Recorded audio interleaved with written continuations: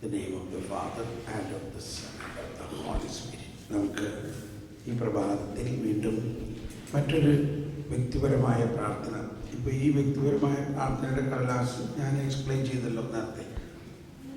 അപ്പോൾ ഇതുപോലെ നിങ്ങൾ ഈ കടലാസിൽ നോക്കി എല്ലാ ദിവസവും പ്രാർത്ഥിക്കാൻ. ഇത് മൂന്നായിട്ട് അങ്ങനെ ഇത് വളരെ ആളുകളെ സഹായിച്ചിട്ടുള്ള ഒരു രൂപരേഖയാണ്.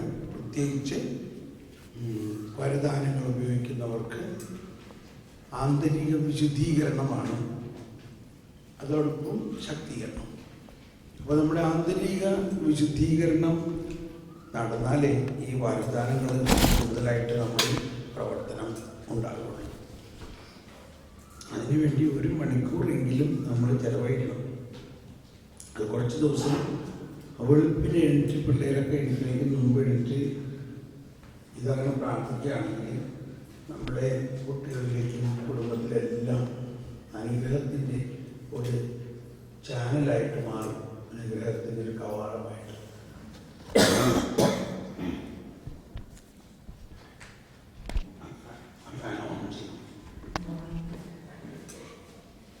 ഇനി മറ്റൊരു പ്രാർത്ഥന.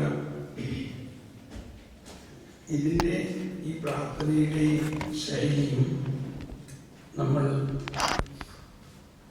സ്വർഗസ്ഥനായ പിതാവേ എന്നുള്ള പ്രാർത്ഥനയുടെ ഒരു രൂപരേഖയാണ്. ഇതിൻ്റെയും ഒരു സ്ട്രക്ചർ ഈശോ പഠിപ്പിച്ച പ്രാർത്ഥന. അപ്പോസ്തലന്മാർ ഈശോയോട് ഞങ്ങളെ പ്രാർത്ഥിക്കാൻ പഠിപ്പിക്കണേ എന്ന് പറഞ്ഞു. അങ്ങനെ പ്രാർത്ഥിക്കാൻ പഠിപ്പിക്കണേ എന്ന് പറഞ്ഞു. അതാണ് വലിയൊരു കാര്യം. അതാണ് ഈശോ തന്നെയാണ് നമ്മളെ പ്രാർത്ഥിക്കാൻ പഠിപ്പിക്കുന്നത്. അന്നും ഇന്നും ഈശോ തന്നെയാണ് പ്രാർത്ഥിക്കാൻ പഠിപ്പിക്കുന്നത്. അപ്പം നമ്മൾ ആരെങ്കിലും പറഞ്ഞ പ്രാർത്ഥനകളോ ആരെങ്കിലും പഠിപ്പിച്ച പ്രാർത്ഥനയല്ല പഠിക്കേണ്ടത്. ഈശോ തന്നെ പഠിപ്പിച്ച പ്രാർത്ഥനയും അതിൻ്റെ മറ്റൊരു കാര്യം, ഈശോയോടൊപ്പമാണ് നമ്മൾ പ്രാർത്ഥിക്കുന്നത്. ഈശോ അപ്പം അവിടെ ഈ കാറ്റക്കിസം ഓഫ് കാത്തലിക് ചർച്ച് എന്ന പുസ്തകത്തിൽ സ്വർഗസ്ഥനായ പിതാവേ എന്നുള്ള പ്രാർത്ഥനയെക്കുറിച്ച് ഏതാണ്ട് 100ഓളം ആർട്ടിക്കിൾസ് ഉണ്ട്. അതിൽ ഓരോ ഭാഗത്തെയും വിവരിച്ചുകൊണ്ട് ഞാൻ എൻ്റെ സാരാംശം ഇപ്പോൾ നിങ്ങളോട് പറയാൻ പോകുകയാണ്. അതിലെഴുതിയിരിക്കുന്ന മറ്റൊരു കാര്യം, ഈ പ്രാർത്ഥന ഈശോ നമ്മൾ പഠിപ്പിച്ചത് ഒരു ഫോർമുല ഇങ്ങനെ ഉരുവിടുന്ന പോലെ ഉരുവിടാനല്ല എന്നതാണ്.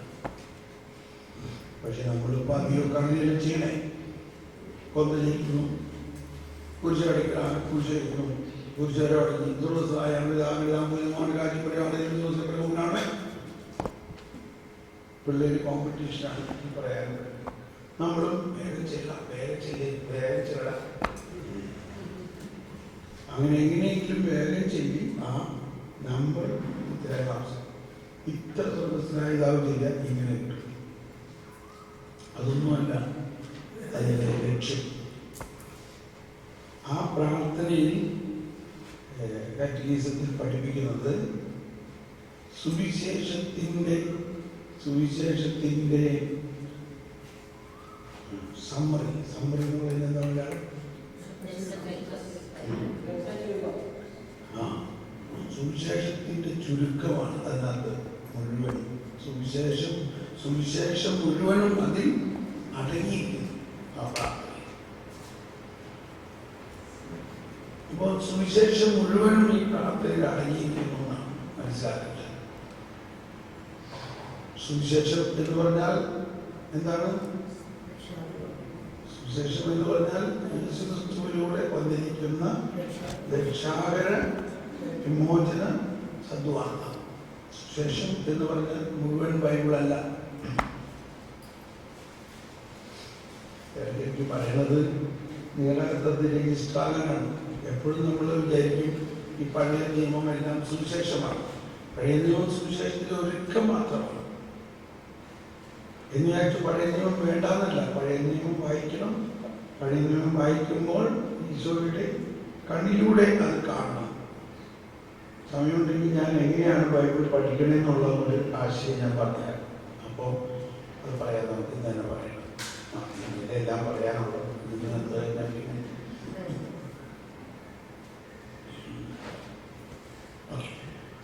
അപ്പോൾ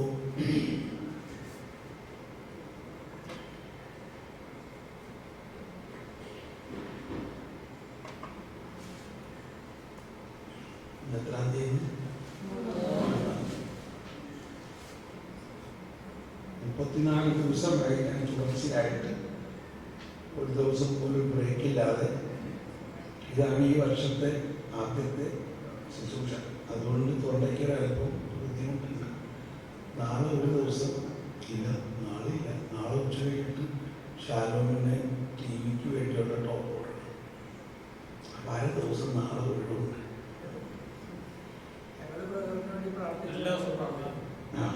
എല്ലാ ദിവസവും പ്രാർത്ഥിച്ചാൽ നന്നായിരിക്കും.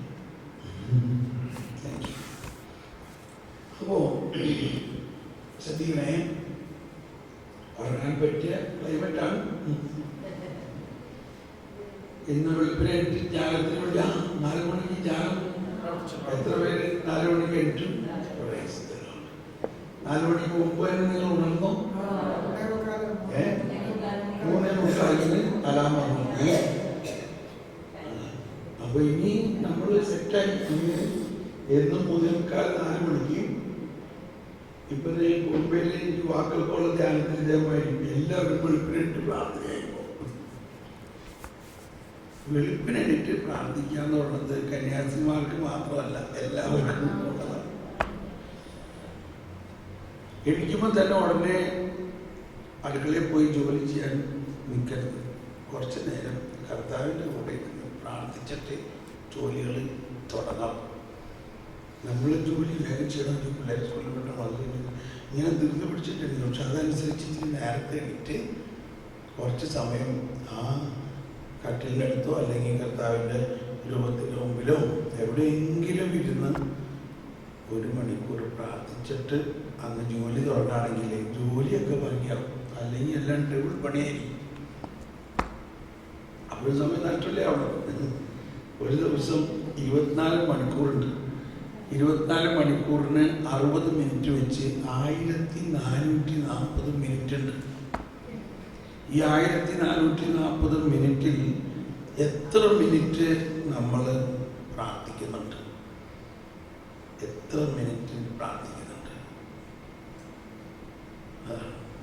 1440 മിനിറ്റിൽ 60 മിനിറ്റ് പ്രാർത്ഥിച്ചു കഴിഞ്ഞാലും പിന്നെയും 1380 മിനിറ്റ് ഉണ്ട്. പക്ഷേ ഈ 1 മണിക്കൂറൊക്കെ പ്രാർത്ഥിക്കുന്നുണ്ടോ? ശുശ്രൂഷകർ തന്നെ പറയാണ് ഞങ്ങൾക്ക് സമയമില്ല. അതുകൊണ്ട് നിങ്ങളിൽ കണിശമായി ഉണ്ടായിരിക്കേണ്ട ഒരു സ്വഭാവം വെളുപ്പിനെണീറ്റ് പ്രാർത്ഥിക്കുക. ഇതൊക്കെ ഞാൻ എൻ്റെ അപ്പൻ്റെ അടുക്കൽ നിന്ന് പഠിച്ചതാണ്. ഒരു കരിസ്മാറ്റിക്കും ആയിരുന്നില്ല. ഞാൻ വെളുപ്പിന് ഞങ്ങളൊക്കെ എണീക്കുമ്പോൾ കാണുന്നത് അപ്പൻ അവിടെ മുട്ടുകുത്തിയിരുന്ന് പ്രാർത്ഥിക്കുന്നത്. നമ്മൾ പിള്ളേരെ വിശ്വസിക്കണില്ല, പിള്ളേർ പഠിക്കണില്ല, പിള്ളേർ പ്രാർത്ഥിക്കണില്ല എന്ന് പറഞ്ഞിട്ട് എന്താ കാര്യം? നമ്മൾ പ്രാർത്ഥിക്കുമ്പോൾ ആ പ്രാർത്ഥനാ ലഹരി അവരിലേക്ക് പടരും. ഇതെല്ലാ തലത്തിലും ആവശ്യമാണ്. അച്ഛന്മാരായാലും കന്യാസ്ത്രീമാരായാലും ഇപ്പം സെമിനാരിലൊക്കെ ധ്യാനിപ്പിക്കുമ്പോൾ പറയും പണ്ടത്തെ. അപ്പോൾ ഇപ്പോൾ ഉള്ള വയസ്സായ അച്ഛന്മാർ പറയും ഞങ്ങളൊക്കെ സെമിനാരിയിലായിരുന്നപ്പോൾ ഞങ്ങൾ പള്ളിയിൽ വരുമ്പോൾ ആ റെക്ടർ അച്ഛൻ അവിടെ നിന്ന് പ്രാർത്ഥിക്കുന്നത് കാണും. അപ്പോൾ ഞങ്ങൾക്ക് വേറെ ഒന്നും ചെയ്യാനില്ല, പ്രാർത്ഥന. എന്ന മാതിരി നമ്മുടെ വീട്ടിൻ്റെ റെക്ടറാണ് നമ്മളെ അപ്പനും അമ്മയും.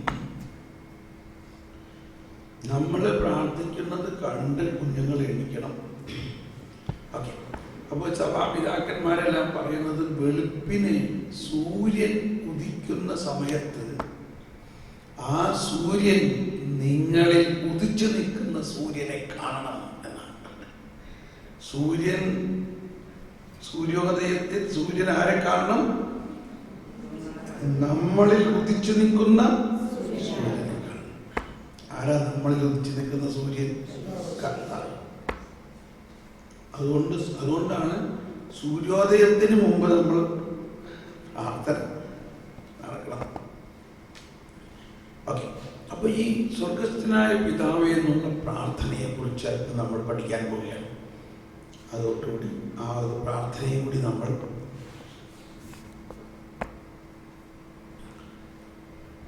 ഈ പ്രാർത്ഥനയെ കുറിച്ച് നമ്മൾ പഠിച്ചാൽ തന്നെ നമ്മുടെ പ്രാർത്ഥനാ ജീവിതം വളരെ വ്യത്യസ്തമാണ്.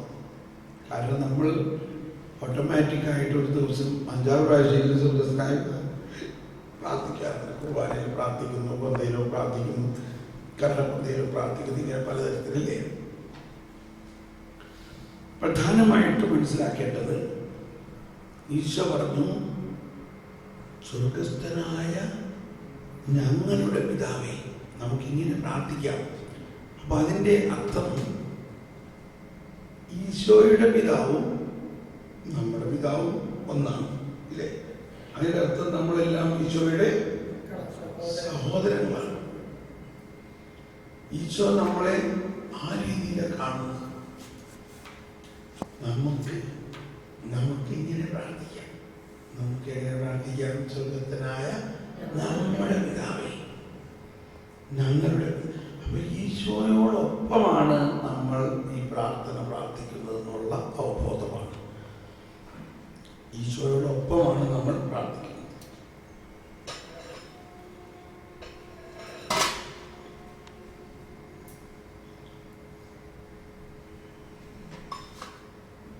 ഈശോയോടൊപ്പമാണ് നമ്മൾ പ്രാർത്ഥിക്കുന്നത്.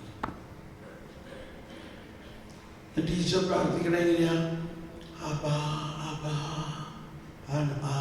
പിതാവേ.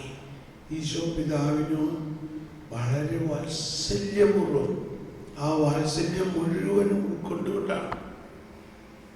അപ്പൊ പിതാവേ എന്ന് നമ്മൾ ദൈവത്തെ വിളിക്കുന്നത് തന്നെ അന്നത്തെ കാലഘട്ടത്തിൽ ഒരു വിപ്ലവമായിരുന്നു. ഫരിസേയരും നിയമജ്ഞരും ദൈവത്തെ പിതാവേ എന്ന് വിളിച്ചിരുന്നില്ല. എന്നാൽ ഈശോ വന്നിട്ട് ആദ്യം പഠിപ്പിച്ചത് ഇതാണ്: ദൈവം നമ്മുടെ പിതാവാണ്. ദൈവം നമ്മുടെ പിതാവാണ്.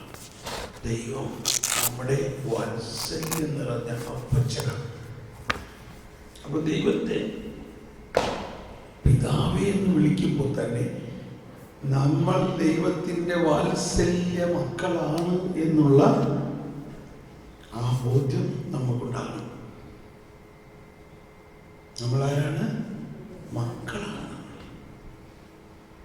ഇപ്പൊ നമ്മൾ പഴയ നിയമത്തിലെ പല വാക്കുകൾ, ഇതാ ദാസൻ ശ്രമിക്കുന്നു, നമ്മൾ ദാസനല്ല, അത് പഴയ നിയമത്തിൽ. പുതിയ നിയമത്തിൽ നമ്മൾ ആരാ? മക്കളാണ്. ഇതൊക്കെയാ വ്യത്യാസം. ഇതാ കർത്താവിന്റെ ദാസി എന്ന് മാതാവ് പറഞ്ഞു, ശരിയാ. പക്ഷെ ഞാൻ ദാസിയല്ല. നിങ്ങൾ ദാസിയാണോ? നമ്മളിപ്പോ ആരാണ്? മക്കളാണ്. ഇതാ കർത്താവ് അങ്ങയുടെ ഓമന മകൾ. അപ്പൊ ഈ വ്യത്യാസമാണ് വാസ്തവത്തിൽ നവീകരണത്തിന്റെ എല്ലാ പ്രധാന ഘടകം. നവീകരണത്തിൽ വന്നപ്പോഴാണ് നമ്മൾ മനസ്സിലായത്, ആ പുത്രസ്വീകാര്യത്തിന്റെ ആത്മാവിനെ നമ്മളിൽ അന്നുകൊണ്ട് ആ പുത്രന്റെ ആത്മാവ് നമ്മുടെ ഉള്ളിൽ നിന്നും വിളിക്കുന്നു, ആബാ പിതാവേ.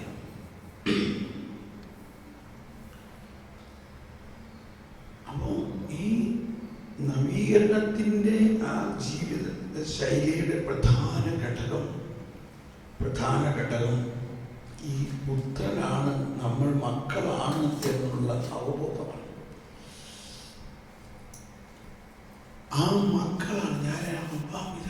അപ്പൊ എന്തൊക്കെ വന്നു? മക്കളാണെങ്കിൽ നമ്മൾ അവകാശികളാണ്. മക്കളാണെങ്കിൽ നമ്മൾ എന്താ നമ്മുടെ അവകാശം? യേശുവിൻ്റെ ഒപ്പം കൂട്ടവകാശം.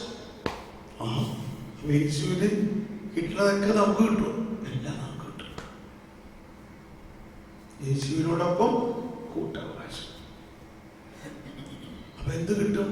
പിതാവ് പറയുന്നത്, എനിക്കുള്ളതെല്ലാം നിനക്കുള്ളതാണ്. നമ്മൾ ഇതിനൊക്കെ അർഹരാണോ? അർഹരാണ്. അതൊന്ന് അനുഭവത്തിലേക്ക് വരുന്നതാണ് ഈ പ്രാർത്ഥനയിലൂടെ എല്ലാം സംഭവിക്കുന്നത്. അപ്പോൾ അതുകൊണ്ടാണ് പലരും ഈ സ്വർഗസ്ഥനായ പിതാവേ എന്ന് വിളിച്ചിട്ട്, അല്ലെങ്കിൽ ആ പ്രാർത്ഥനയുടെ ആദ്യത്തെ സ്റ്റെപ്പ് വളരെയധികം സമയം അതിൽ ലയിച്ചു പോവുകയാണ് നമ്മൾ. എന്നെ സ്പർശിച്ച ഒരു സംഭവമാണ് ഒരച്ഛൻ പ്രസംഗത്തിൽ പറഞ്ഞതാണ്.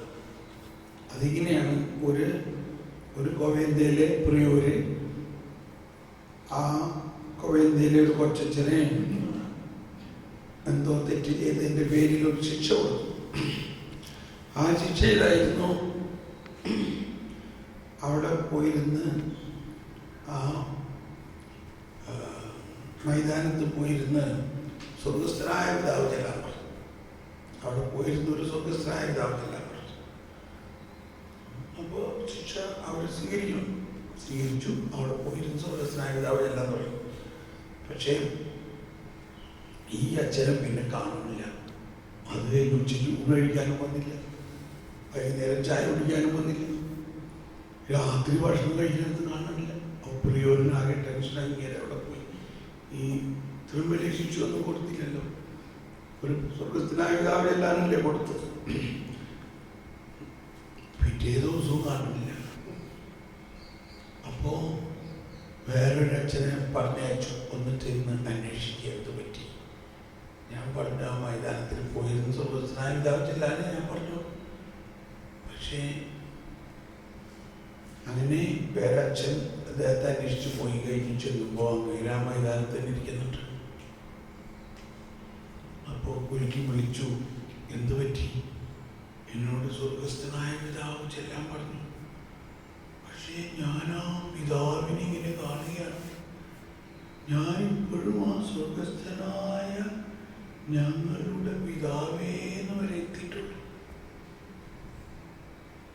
ബാക്കി ഞാൻ പ്രാർത്ഥിച്ചിട്ട് വന്നേക്കാം. മനസ്സിലായി? 24 മണിക്കൂറായിട്ടും എവിടെ വരെ എത്തി? സ്വർഗസ്ഥനായ ഞങ്ങളുടെ. ഓ, ആ പിതാവിൻ്റെ വാത്സല്യം! ആ പിതാവ് നമ്മൾ ഇത്രമാത്രം സ്നേഹിച്ചു, തൻ്റെ ഏകജാതന് നൽകാൻ തക്കവരെ സ്നേഹിച്ചു. ആ പിതാവ് എന്നെ വിളിച്ചു, ആ പിതാവ് എന്നെ സ്നേഹിച്ചു. ഇതെല്ലാം നമ്മൾ കുറച്ച് സമയം എടുത്ത് ധ്യാനിക്കണം. അപ്പോഴാണ് നമ്മൾ മക്കളാണെന്നും മക്കളായതിൻ്റെ പേരിൽ ദൈവത്തിൻ്റെ വലതുഭാഗത്ത് നിൽക്കാൻ നമ്മൾ അവകാശികളാണെന്നും, മക്കളാണെങ്കിൽ അവരെന്ത് തെറ്റ് ചെയ്താലും അമ്മയ്ക്ക് മക്കളാവാതാവും. അവർ മക്കൾ തന്നെയല്ലേ. അവരെന്ത് തെറ്റ് ചെയ്താലും നമുക്ക് അവരെ സ്വീകരിക്കാതിരിക്കാൻ പറ്റുമോ? പറ്റുമില്ലയോ? നമുക്ക് അവനെ പുറത്തിറങ്ങാൻ പറ്റുമോ? നമ്മുടെ വീട്ടിലൊരു വേലക്കാരുണ്ട്, അവൻ 10,000 രൂപ കട്ടെടുത്തു. എന്ത് ചെയ്യും? അവനെ പിറ്റേ ദിവസം പറഞ്ഞു കൊടുക്കും. പക്ഷേ അത് കഴിഞ്ഞ് 2 ദിവസം കഴിഞ്ഞപ്പോൾ നമ്മുടെ മകൻ 10,000 രൂപ കട്ടെടുത്തു. ഇപ്പം എന്ത് ചെയ്യും? അവനെ പറഞ്ഞു വിടാൻ പറ്റുമോ? അവന് പറഞ്ഞു വിടാൻ പറ്റുമോ? അവനെ വിളിച്ചിട്ട് എന്ത് പറയും? എടാ മോനെ, നീ എന്തിനാടാ ഇത് ചെയ്തത്? ഞങ്ങൾ ഈ കഷ്ടപ്പെട്ടുണ്ടാക്കണത് മുഴുവനും നിനക്കുള്ളതല്ലേടാ. അത് ശരിയാണല്ലോ. ഓ, ക്ഷമിക്കണം, ഞാൻ ഇനി മേലെടുക്കില്ല. ഞാൻ ആവശ്യമുള്ളപ്പോൾ അമ്മച്ചോട് ചോദിച്ച് വാങ്ങിച്ചോളാം. അതാണ് മക്കളാണെങ്കിൽ. പറഞ്ഞുവിടാൻ പറ്റുമോ? പറയും. നമ്മളാരാ? മക്കളാണ്. നമ്മൾ എന്ത് തെറ്റ് ചെയ്താലും ദൈവത്തിന് നമ്മൾ പറഞ്ഞുവിടാൻ പറ്റുമോ? ഇങ്ങനെ ഒരു ആശയം ഉണ്ടാകുകയും ഈ ആശയത്തിൻ്റെ ആ വാത്സല്യം നമ്മൾ അനുഭവിച്ചിട്ട് അതാണ് നമ്മുടെ കുടുംബത്തിലും മറ്റുള്ളവരെ കാണുമ്പോഴും മനസ്സിലാക്കണം, അവരും ദൈവ മക്കളാണ്. നമ്മൾ അവരോട് ആ ബഹുമാനം കാണിക്കണം. അവർ ഏത് ജാതിക്കാരായാലും അവർ ദൈവ മക്കളാണ്.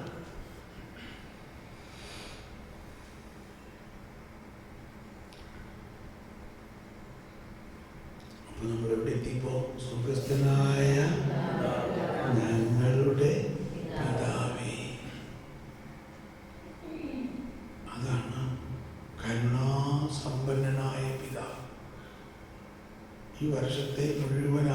അതാണ് കരുണാസമ്പന്നനായ പിതാവ്. ഞാൻ ഇന്നലെ ആ മുടിയനായ പുത്രനെ കെട്ടിപ്പിടിക്കുന്ന പിതാവിൻ്റെ 2 കരങ്ങൾ കാണിച്ചില്ലേ? ആ പിതാവിൻ്റെ ഒരു കരം കരുത്തുള്ള പൗരുഷമായ കരമാണെങ്കിൽ മറ്റ് കരം അമ്മയുടെ, ഒരു കരം അപ്പൻ്റെ കരുത്തുണ്ടെങ്കിൽ മറ്റേ കരം അമ്മയുടെ ആ സ്നേഹം തുടിക്കുന്ന ഒന്നാണ്. ഇപ്പൊ ദൈവം പിതാവാണെങ്കിലും ആ പിതാവിൽ അപ്പനും അമ്മയും ഉണ്ട്, അപ്പയും അമ്മയും ഉണ്ട്. ആ വാത്സല്യ മനോഭാവം നമ്മുടെ നാട്ടിൽ വളരെ കുറവാണ്, വളരെ കുറവാണ്.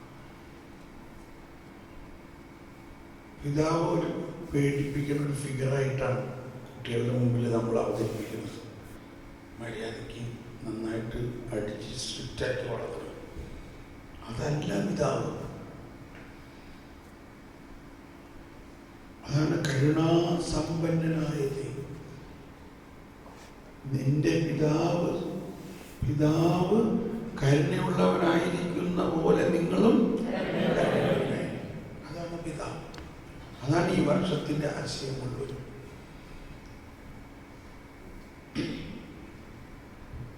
സുഖസ്ഥനായ പിതാവ് എന്ന് പ്രാർത്ഥിക്കുമ്പോൾ ആ കരുണ, ദയ,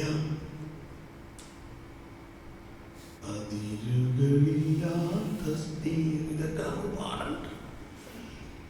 അപ്പോൾ കുറച്ച് സമയം എടുക്കണത്. ഇതാണ് നമ്മൾ കൊന്ത ചെല്ലുമ്പോഴെല്ലാം ഉണ്ടാകേണ്ട മാറ്റം. കൊന്ത വളരെ നല്ല പ്രാർത്ഥനയാണ്, പക്ഷെ അത് മെഡിറ്റേറ്റീവ് പ്രേരണം. ആ മെഡിറ്റേഷൻ വേണം. ഇനി അടുത്ത 7 പ്രാർത്ഥനകളാണ് അതിലുള്ളത്. 7 പ്രാർത്ഥനകൾ. ആ 7 പ്രാർത്ഥനകൾ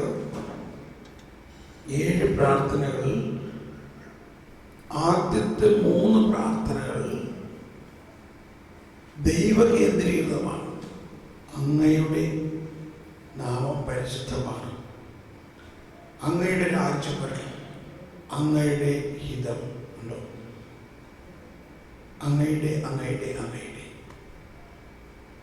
ദൈവത്തിൻ്റെ ഇനിഷ്യേഷനാണത്, ദൈവത്തിൻ്റെ മുൻകൈയെടുക്കലാണത്.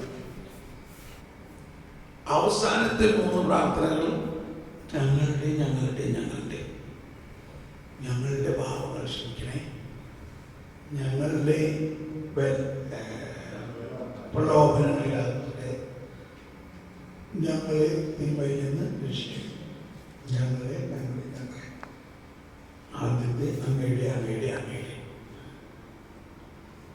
അതിൻ്റെ നടുവിലുള്ള പ്രാർത്ഥനയാണ് 4ാമത്തെ പ്രാർത്ഥന. കോഡ് എന്ന് പറയും. കോഡ് എന്ന് പറഞ്ഞാൽ കാതൽ. ആ പ്രാർത്ഥനയുടെ കാതൽ, സെൻട്രൽ പോയിന്റ്, അന്നു വേണ്ട ആഹാരം ഇന്ന് ഞങ്ങൾക്ക് തരണേ. എന്താണ് ഈ അന്നു വേണ്ട ആഹാരം എന്ന് പറഞ്ഞാൽ? ആ മലയിലെ പ്രസംഗത്തിൽ തന്നെ പിന്നീട് പറയുന്നുണ്ട്, നിങ്ങൾ എന്ത് ഭക്ഷിക്കുമെന്നോ എന്തുടുക്കുമെന്നോ നിങ്ങളുടെ ജീവനെ കുറിച്ച് നിങ്ങൾ ആകുലപ്പെടേണ്ട. അതെല്ലാം എൻ്റെ പിതാവിന് അറിയാം. നിങ്ങൾക്കത് ആവശ്യമുണ്ടെന്നും അതൊക്കെ ഞാൻ തക്ക സമയത്ത് തന്നു. എന്നാൽ നിങ്ങൾ അവിടുത്തെ രാജ്യവും നീതിയും അന്വേഷിക്കുക. പക്ഷേ നമ്മൾക്ക് എന്തോ ഒരു തെറ്റിദ്ധാരണ ഉണ്ട്. സ്വർഗസ്ഥനായ പിതാവിൻ്റെ പ്രാർത്ഥനയുടെ അർത്ഥം ശരിക്കറിയാത്തത് കൊണ്ട് നമ്മൾ ഈ ജീവിതത്തിന് ആവശ്യമായത് എല്ലാത്തിനും വേണ്ടി പ്രാർത്ഥിക്കുന്നു. അതെല്ലാം നിങ്ങൾ ആവശ്യമാണെന്ന് നിങ്ങളുടെ പിതാവിന് അറിയാം. അതല്ല പ്രാർത്ഥിക്കേണ്ടത്. അതല്ലെങ്കിൽ അത് മാത്രമല്ല പ്രാർത്ഥിക്കേണ്ടത്. അങ്ങനെയില്ല. മറിച്ച് എന്താ പ്രാർത്ഥിക്കേണ്ടത്?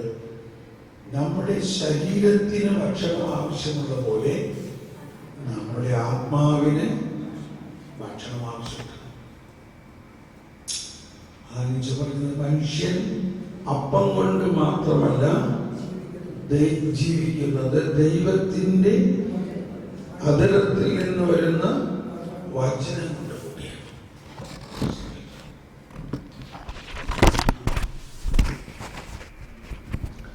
ദൈവത്തിൻ്റെ അധരത്തിൽ നിന്ന് ഒഴുകുന്ന വചനം കൊണ്ടുകൂടിയാണ് മനുഷ്യൻ ജീവിക്കുന്നത്.